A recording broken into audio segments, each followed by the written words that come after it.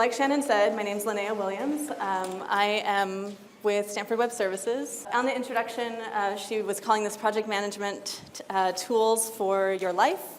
I actually decided to rename it Project Management Tools for Real Life because in general, life is complicated, and I'm trying to give you tools that can help kind of tease apart what you have going on a regular basis.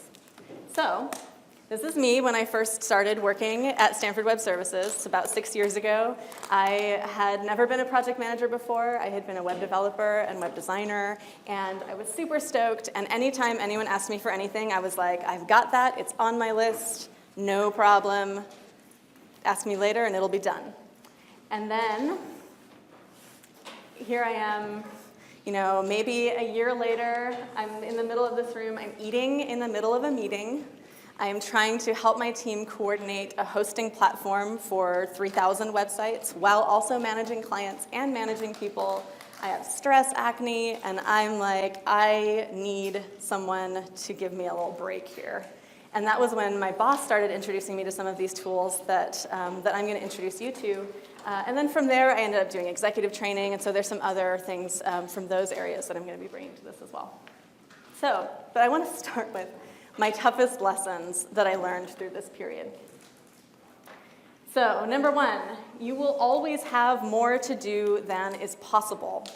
If you try to do everything that everyone asks you to do, or that you think you should do, or that you wish you could do, you're never going to get on top of it. So, that's lesson number one, and I'm going to give you some tools to help you navigate that problem. Number two, success through huge bursts of effort is unsustainable. So I personally am a sprinter. I like to just go until I collapse. But when people give you a real job where you need to show up every day and do your job every day, it turns out that that system is not particularly sustainable. So I'm going to give you some tools to help navigate that as well. And also, a big project can break you emotionally if you don't get ahead of it. So this is kind of tied to that last one. Trying to tackle a huge thing in one big push is going to kill you. There's a lot of PhD students here. You guys have dissertations to write. I'm going to give you some tools to help you get around that so that it doesn't just burn you out. It may anyways, but I can try, right? So, number one, prioritize ruthlessly. If there is always more than you can do, then you have to learn how to prioritize. Number two, build good habits. The habits that you have on a day-to-day basis are going to shape how you get your work done. And I'm going to give you some tips for things that you might want to try. And then also plan for your big projects. This is obvious, right? But mark out your steps. Figure out how you're going to get to the end of this thing from the beginning. And I'll give you some systems for that. First, I'm going to talk about prioritizing ruthlessly. So, Dwight D. Eisenhower said, I have two kinds of problems, the urgent and the important. The urgent are not important, and the important are never urgent. He kind of revised this over time, and he ended up building this thing that we call the important urgent matrix, or the Eisenhower matrix. And it looks like this. So, everything can be mapped on a system like that, everything that you have going on. You may have something that's important and urgent, that is really critical for you to get done, that's going to have a big impact. You may have things that are important and not urgent, like finishing your dissertation when you're in year 2. It's really important, but it's not urgent yet. You might have things that are urgent and not important, and then you may have things that are just not urgent, not important, but you still have them on your to-do list because someone else put it onto your to-do list, or whatever reason. The question is, for things that fall into not important, not urgent, you might include something like social events, like someone needs to talk to you about something. How do you get out of that? How do you be nice? I think what I find about this matrix is that it's different for everybody. For some people, you might have something that you would consider not important, not urgent, that might be really important to someone else. So that's definitely something to navigate. But what I would say is it's always okay to just be honest about the capacity that you have to take something on at any given time. You can say to someone, hey, I'm really busy right now. I want to have this conversation. Can we do it later? Or there are lots of, just being honest about where you're at tends to be the best way to do that. The question is having a hard time where to put things like tests, where in the long term it's not going to be important, but in the short term it is. One of the ways I think about this is that it's kind of a gradient, right? So when I'm mapping all my stuff on this, I might put something way in the top corner of important, urgent, or kind of closer to the middle. And so when I'm working through my tasks in that quadrant, I work from the top corner down towards the middle. And so, you can do something and do it not quite as amazing as you might do something that is more important. So that's one way to think about it. Here's how I think about this matrix. I've already started to hint at this a little bit, but urgent, important. OMG, do this stuff first, right? This is where you have to get something done, and it's going to make an impact. For not urgent, important things, you need to plan for them, or you won't get around to them. And oftentimes, these are things that can fundamentally change the ways that you are operating in your life. They're really important to get around to, but you won't do it unless you plan for it, because it's just not urgent. And some things that are important, not urgent, never become urgent. And so if you don't plan for them, you will not do them. Like, I don't know, getting in shape. Urgent, not important. The way I think about these is do your best to get through this stuff quickly, see if you can delegate it. So that's kind of starting to answer your question of how do I think about quizzes, right? Do your best to get through it as best as you can. You can't delegate a quiz, but if you could, wouldn't that be nice? And then, for the not urgent, not important stuff, don't do it. This is a waste of time. So if you didn't have anything in that box, good job. That means you're not thinking about those things. But for the most part, you want to try not to do that stuff because it's not something that's important and it's not something that someone's begging you for, right? This is when I use this. When I'm feeling overwhelmed or I am spinning my wheels and I can tell that I'm doing it, if I'm like opening an email and then closing it and then opening another email and then closing it and not responding to anyone, that's me spinning my wheels. That's when I know I need to pull this tool out and say, okay, what should I really be working on right now? Because I've got too much stuff going on and I'm not doing a good job of prioritizing. There we go. Another way to think about this, which I haven't done as much, but I do have some team members who have, is making it a part of your routine. So you can put it on the wall. You can use stickies because, like I said, things move over time. So if you can adjust things or pull them off when they're done, that's a nice method. And you can also try mural.co if you wanted to. This is a tool that's like an online sticky tool. So it's kind of cool. If you wanted to keep this mobile with you, you could try using Mural. I want to talk now about building habits. This is my Monday morning. The first thing I do is look at my to-do list and see if there's anything that I can delegate.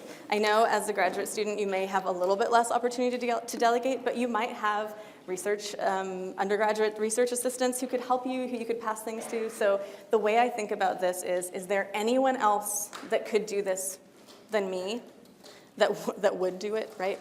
And then I try to pass that to that person. And another way to think about it is not just, is there anyone who could do it, but is there anyone who could almost do it? Because that's an opportunity for them to grow.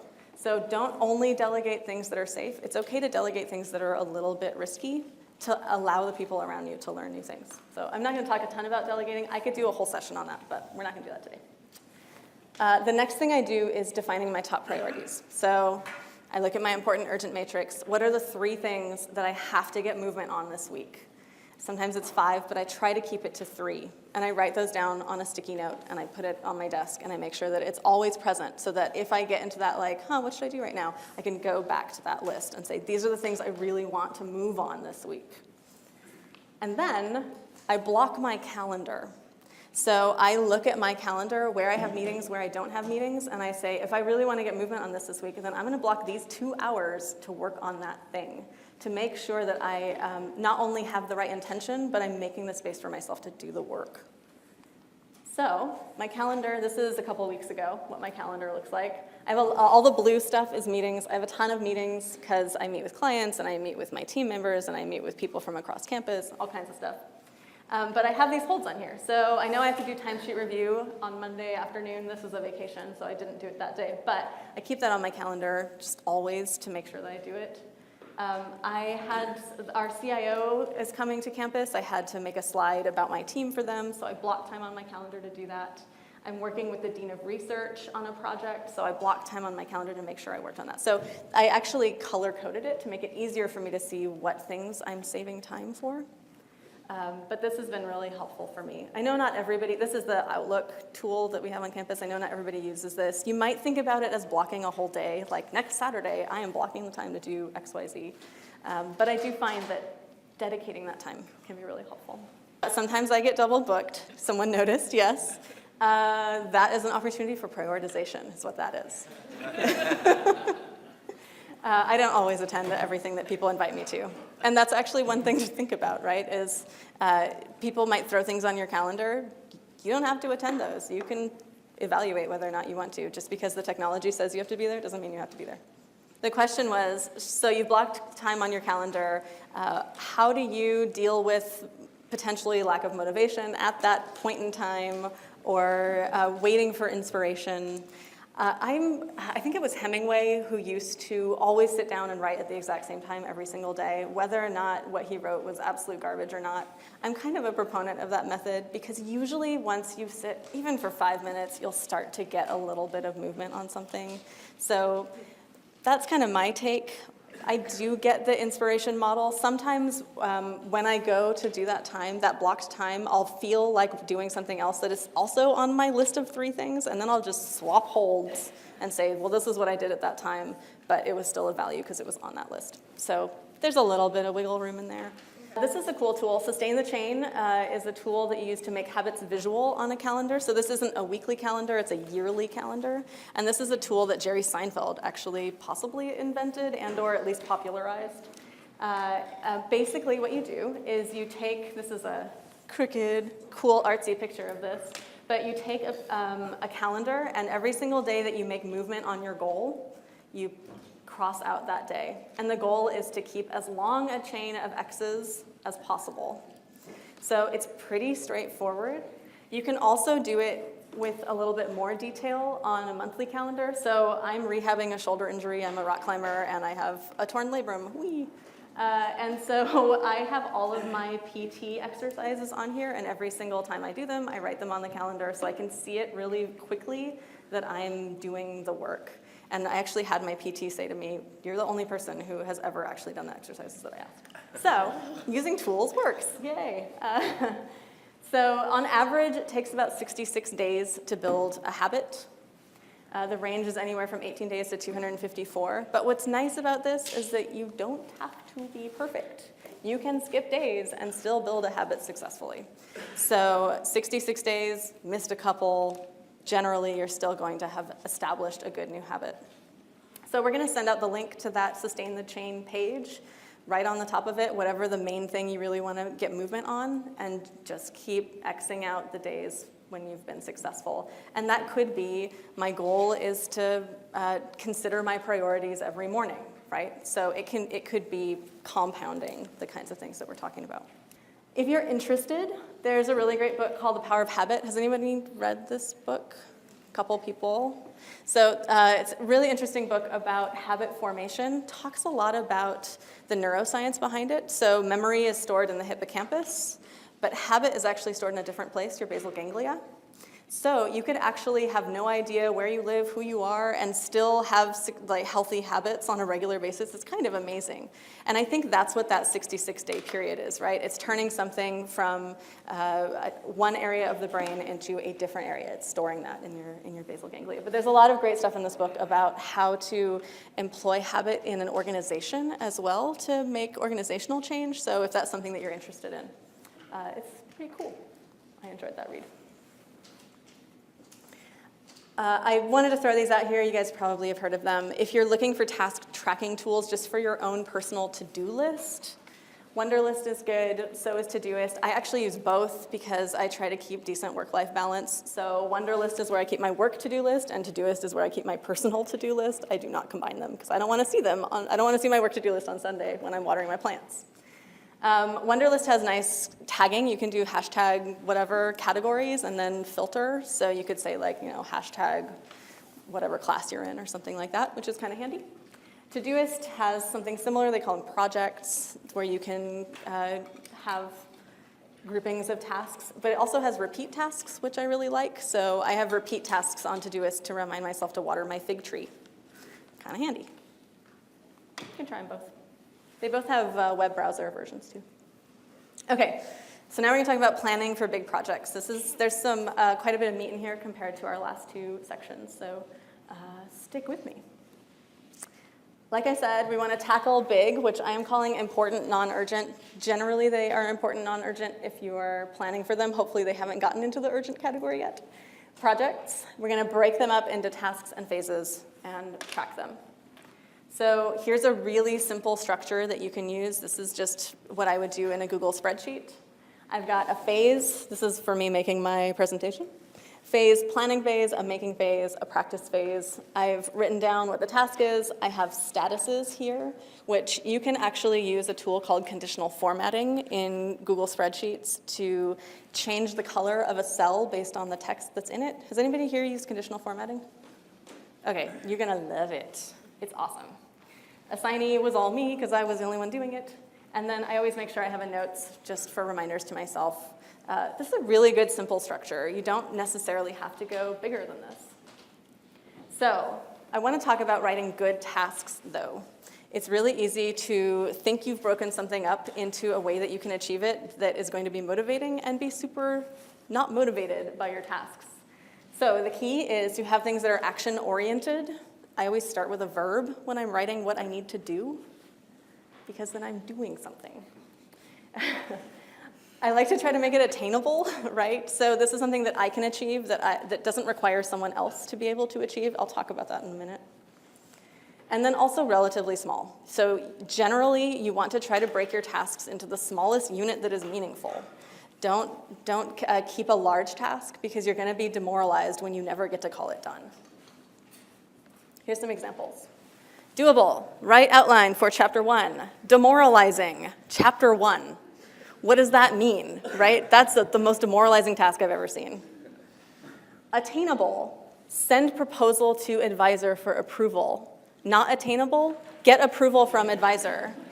You can't control their actions. So don't make your to-do item something that only they can do. You could have a to-do item that's remind them to look at it again, right? That's still something that you can do. And small. Read article X, not read articles X, Y, and Z, because done is super motivating. Done is beautiful, is what I like to say. And the thing about done is that it helps you to build momentum. There's actually a lot of really interesting cognitive wins of this doneness. Number one, there's something called the endowed progress effect that says that if you have any kind of artificial start on something, you are more likely to complete it. So the study that they did for this, they gave people little cards that were do 8 car washes, get 1 free. And the people who got do 8, get 1 free had like an 18% completion. There was a group of people who had do 10, get 1 free, where the first 2 were punched. So it was still just do 8. They had a 34% completion. So it was double the completion rate with this artificial start of the endowed progress effect. So one of the things you can do is at the top of your plan, write, make plan, and call it done. And you're like, woo! And then you get moving faster. Use this stuff against yourself. There's something called the goal gradient effect that basically says the closer you get to the end of a project, the faster you go. It's true in rats even. So that's kind of an interesting one. It's worth tracking done because you'll get a sense of how much closer you are to done, like full completion, and be motivated by it. And then there's also something called the completion bias that basically says we are more inclined to tackle things that are simple that we can complete, right? Because you actually get a hit of dopamine when you start a task that you know you're going to complete. It's like a little motivation boost thing. So if you make small tasks, you are leveraging the completion bias. You're more likely to move on this stuff. Kind of cool. Research shows that perfectionism hampers success. In fact, it's often the path to depression, anxiety, addiction, and life paralysis. I was a Stanford student. I know how much it's nice to make things awesome and perfect every single time, but this is where it's worth thinking about that important urgent matrix. Where do I need to be perfect? Where can I be good enough? And I personally use this for my wedding. My wedding theme was good enough. And it was awesome, and everybody had a really good time. That's great. Yeah. They were like, oh, is your dress the same color as your napkins? And I was like, no, but I have napkins. The question is, how much is reasonable to spend in planning? At some point, you do need to do things. Are you spending all of your time planning and not actually doing anything, right? That's a good question. There's a project management system called Scrum that uses, for any 2-week cycle, they use a couple of hours to plan and then review the work that is completed. So what's that proportion? Someone do math quickly for me. 10%? Spend some time. I think it depends too, right, the size of what you're trying to accomplish. You know, if you're writing a 2-page paper, this portion of the presentation is going to be less relevant. This is for trying to do something that's big and complex. My team makes websites. They're 6-month projects, sometimes 2 years. Sometimes they cost $300,000. So we try to keep them organized. So that example of me tracking my presentation planning, I didn't actually do that. It's not a big enough task to make that relevant, right? The question is, how granular should you get with this? If you're working on chapter 1, especially if it's far away. That's actually an excellent question. So there's one project management theory is that you should keep the stuff that you're about to do really granular and the stuff that's further away less granular. So over time, you're essentially grooming your list of things you need to do and breaking things up when it's time to do them. Does that make sense? Yeah, I think that's a good model. Any advice on estimating how long something might take? I did not include the bias about thinking that you can do things in half the time you think you can do them. When I'm estimating for my team, I generally multiply whatever estimate they have times 1.5, so 50% more time than you think. One method that my mom taught me, she's awesome, is that you should try to have everything done the day before it's due so that you have an extra day for your time that you didn't account for. That has worked really well for me as well. But know thyself. It's worth, one of the things, I'm not a completer, I'm a starter. And so I know that about myself. So when I was in undergrad, I always blocked the morning before something was due to write the intro and conclusion, because otherwise I would never do it if I tried to do it all the night before. So I think trying to get a sense for the way you complete things can be really helpful. And spend a little time reflecting after you did something. How did that go? What's my pattern? Can be useful.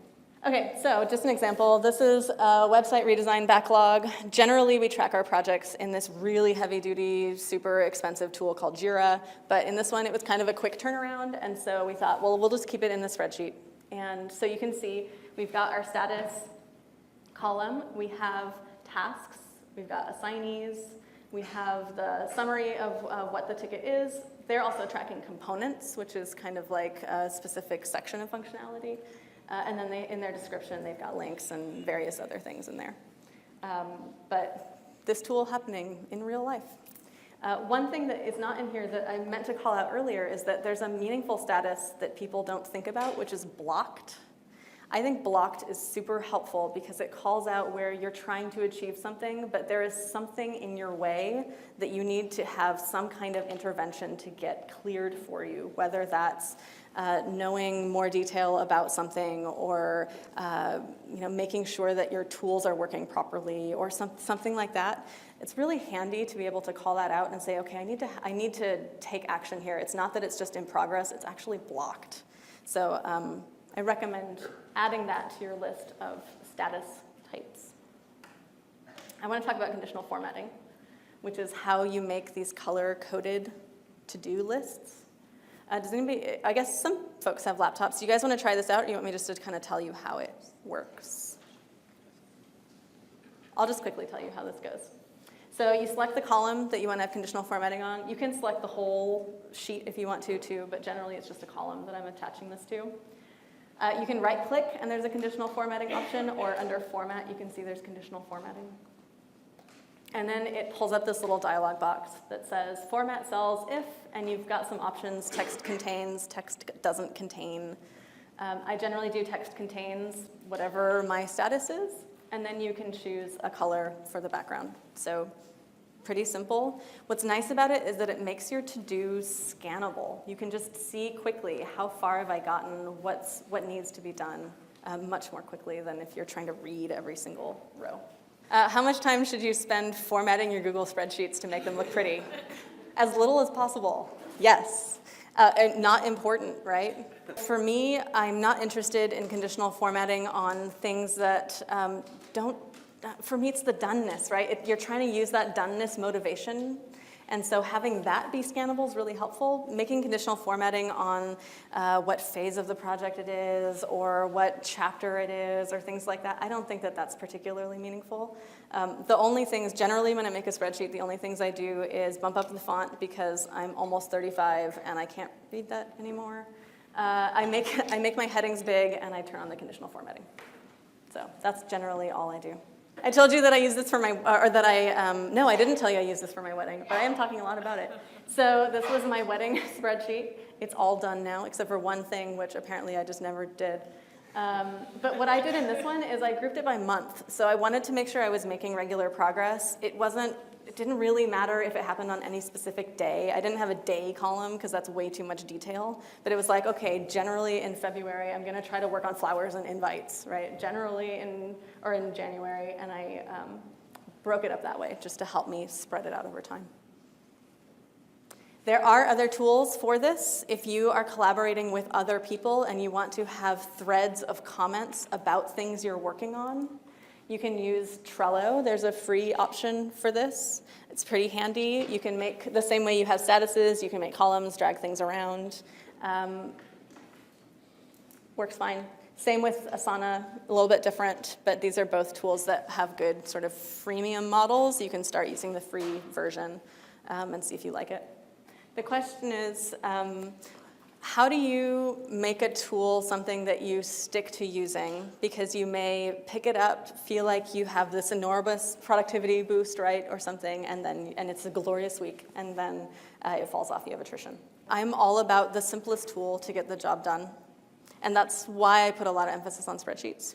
So if you're working on building a startup, and you have a team of people, and it's something that's going to be happening over the course of multiple years, and you really want to keep track of it, that's where I think this starts to really provide benefits. But yeah, I'm a big proponent of spreadsheets, quite frankly. Yeah, so how do you build your process to make sure you're leveraging your tools? I think that goes back to the habit thing, right? So where does the tool fit in your everyday life? Do you have a habit of looking at that tool at a specific time? Is that blocked on your calendar, right? So you're building the tool into the process more formally. I think that is the way to go about that. Or to also, you can do tool integrations. So one of the tools that we use, I don't look at very often, and so I used Zapier, which is a tool for connecting other tools. Zapier. And so if I get a task in that, I make sure that it shows up in my chat messages so that I see it. So I've built in kind of automated processes to make me go look at that tool. Use my hard-earned lessons. You will always have more than you can do. So learn how to prioritize. Use that matrix. Success through huge bursts of effort is unsustainable. Habits are going to make your life way, way better. I recently did an executive training program, and they spent almost all their time talking about building practices and habits to support you doing the right type of work. And also, a big project can break you emotionally if you don't get ahead of it. Start figuring out what you need to do, blocking it on the calendar, thinking about how you're going to go about it. The comment was, it's really easy to have habits that are structured when you have classes, and it's a lot harder when your life is unstructured, right? So that is absolutely true. One of the things that I think can be helpful is to try to get some community around what you're trying to achieve. So do you have someone who you can compete with to achieve a goal? I used to write my papers at the same time as my friend, and we would chat at each other every time we finished a page, like, I have a page and you don't. It's silly, but it got us to the finish line, right? So I think that can be really helpful. It's like having a workout buddy, right? Have a life structure buddy. So the comment was, the more people that use any given tool, the more you're held accountable. The question was, can I talk more about those cognitive biases and cognitive effects? I am happy to do that. So I'll kind of go back to that because I did run through it really fast. There are a couple of cognitive effects, cognitive biases. They're not, I don't see the same language. It's really interesting. I've been looking into this quite a bit online. But these things shape the way we think about achieving things. And actually, where I first learned about them was a conference for people who are building apps like games to try to gain your time. And they are really smart, and they are ruthless. And I went to this conference called the Habit Summit, and I thought that it would be about building good habits, but it was about using habitual behavior to manipulate people. It was terrifying. So know that people are using these things against you all day long. The first one is the endowed progress effect, which basically says if you have a little bit of an artificial boost, a head start in something, you are more likely to complete it. The second one is the goal gradient effect, which basically says the closer you get to something, the faster you go, the harder you work on it. So if you can track that over time, you can motivate yourself to get towards a finish faster. And then the last one is the completion bias, which basically says you are more likely to try to tackle something that you know you're going to be successful at, that's easy because it feels good, and it actually gives you a boost of dopamine before you start. I thought that you get the boost of dopamine after you finish, but it's actually before you start, so it's a motivating boost of dopamine. So that's why small tasks can help you achieve large things. The question is, what are some applications of that? Put things on your to-do list that you've already done. The first two things on your to-do list should be things you've already done with check boxes next to them that are checked off, because that motivates you to try to complete your to-do list. It's silly, but it works, right? And I always put things that when I did things that weren't on my to-do list that I did, I also write them on my to-do list and check them off to continue to make myself feel good about myself, because it's motivating. The second one is the faster you go, or the closer you get, the faster you go. That's where tracking is really helpful because you can see the percentage done you are. And the higher percentage done you are, the faster you will go. So that's where having a nice spreadsheet that shows you all the stuff that you're doing can be really useful for you. And then the last one is that completion bias, which says small things get done faster. So that's where if you have something big that you know you need to tackle, break it up into lots of little tasks that you know you can achieve immediately. And have some that are so little that they're silly, because that helps you just to get some movement. When generally, where people start working on foolishness that is not beneficial, that's in that sort of not important category, is when they have an important urgent thing that's too big to wrap their brain around. And that's where you need to just start dividing things up. And you can even start with sticky notes and be like, okay, I don't know, like if I'm trying to make a spreadsheet for this, I don't know what the order of steps are. I can't write them all out right now. But the first thing I can do is just start thinking of some of the things I need to do and get a sticky pad and start writing them out and just sticking them on the wall and being like, okay, I know I need to do that, I know I need to do that, and start even brainstorming. What are the pieces that make up this whole? And then get that in a spreadsheet and start filling in the gaps. That's something that I use when I don't even know where to start. That can be really helpful. How to manage multiple projects that are running concurrently. Really common. The way I tackle that is that calendar blocking. So I say, okay, I have these 3 projects. I want to make sure I'm continuing to make progress on them. On Monday, I'm going to work heavily on this project. On Tuesday, I'm going to work heavily on this project. Just try to keep movement every week, so it's not, every day, because it is easier to focus on one thing at a time.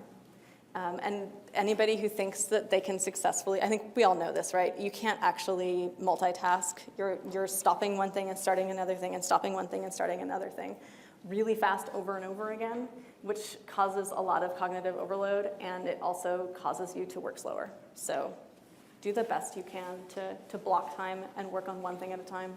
The other thing that's actually really interesting is that if you have your phone even sitting next to you, you are running cognitive overhead for that phone. is terrifying. It doesn't even need to be on. There don't need to be notifications, right? So if you're gonna do heads down time, like put it in another room or something. We're all dealing with this. We're in this whole, like, brave new world of phone talking to you all the time. But yeah, it causes a lot of cognitive overhead. The question is, where would you start? If you have all these, I just threw a ton of tools at you, right? What's the first thing you want to pick up? That's a good question. I think I would ask you, where do you feel your biggest challenges are for keeping your life in order? Too much going on. It's not sustainable to not use a tool, but just where to start. The thing that I started with that worked really well for me, aside from just keeping a list of to-dos, was anytime I felt super overwhelmed, using the important urgent matrix. So, and actually taking, after I prioritized everything, taking the bottom of my list and deleting it. Not even keeping it anymore. I know I'm not going to do these. I don't want to have them on my back anymore. This is a lot it's making me feel overwhelmed. And I was fortunate enough to have a boss who gave me the permission to do that. She was like, look, the stuff at your bottom of your list, you're probably never going to do, just delete it. Just delete it. The other thing and then that sticky with your top 3 priorities for the week. To me, those are the first 2 things that really helped to kind of change how I thought about my work. And when I stop doing them, I immediately feel completely overwhelmed and want to change jobs. So the tools really do change your experience of your day-to-day.